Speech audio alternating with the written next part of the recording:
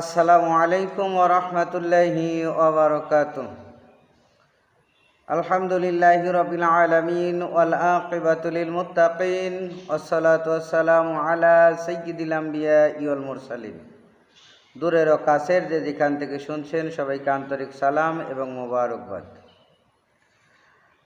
আন আবি আইয়ুবা রাদিয়াল্লাহু তাআলা আনহু আন্না রাসূলুল্লাহি সাল্লাল্লাহু আলাইহি ওয়াসাল্লাম ক্বালা ইযা আতাসা আহাদুকুম ফালইয়াকুল আলহামদুলিল্লাহ আলা কুল্লি হাল ওয়াল ইয়াকুলিল্লাযী ইয়ারুদ্দু আলাইহি ইয়ারহামুকাল্লাহ ওয়াল ইয়াকুল হুয়া ইয়াহদিকুমুল্লাহু ওয়া ইউসলিহ বালাকুম।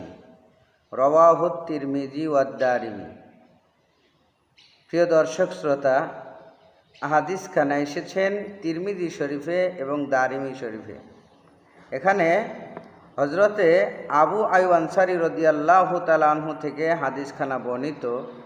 তিনি বলেন, আমাদের পেয়ারা নবী মুহাম্মদুর রাসূলুল্লাহ সাল্লাল্লাহু আলাইহি ওয়াসাল্লাম বলেছেন, যখন কেউ হাসি দেয়, যখন কোনো বান্দা হাসি দেয়, তখন যেন সে আলহামদুলিল্লাহি আলা কুল্লি হাল এই দোয়াটি পাঠ করে।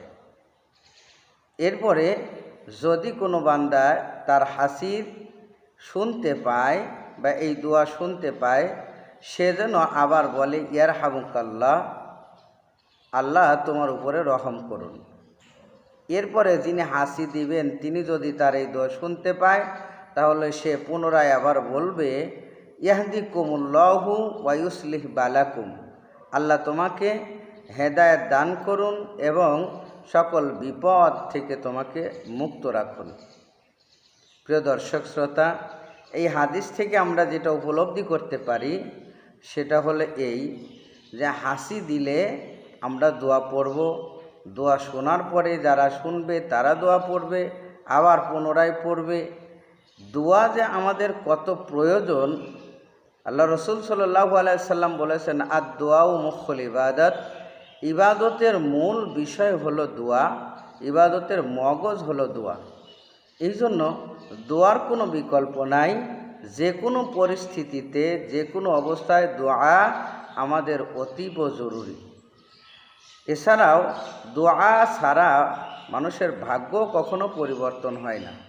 এজন্য আমরা চেষ্টা করব, যখন যে কোনো অবস্থায় আমরা বিপদে পড়ি বা সপথে থাকি বা ভালো অবস্থায় থাকি, যখন যেখানে যে অবস্থায় থাকি না কেন, অবশ্যই আল্লাহ সুবহানাহু ওয়া তাআলার প্রশংসা করব এবং বেশি বেশি দোয়া করব।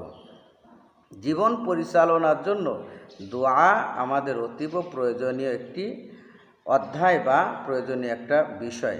এজন্য দোয়ার বিকল্প নাই, আমরা বেশি বেশি দোয়া করব। আর উত্তম দোয়া হচ্ছে সূরাতুল ফাতিহা, উত্তম দোয়া হচ্ছে আলহামদুলিল্লাহ। আমরা বেশি বেশি এই দোয়া পড়তে থাকব।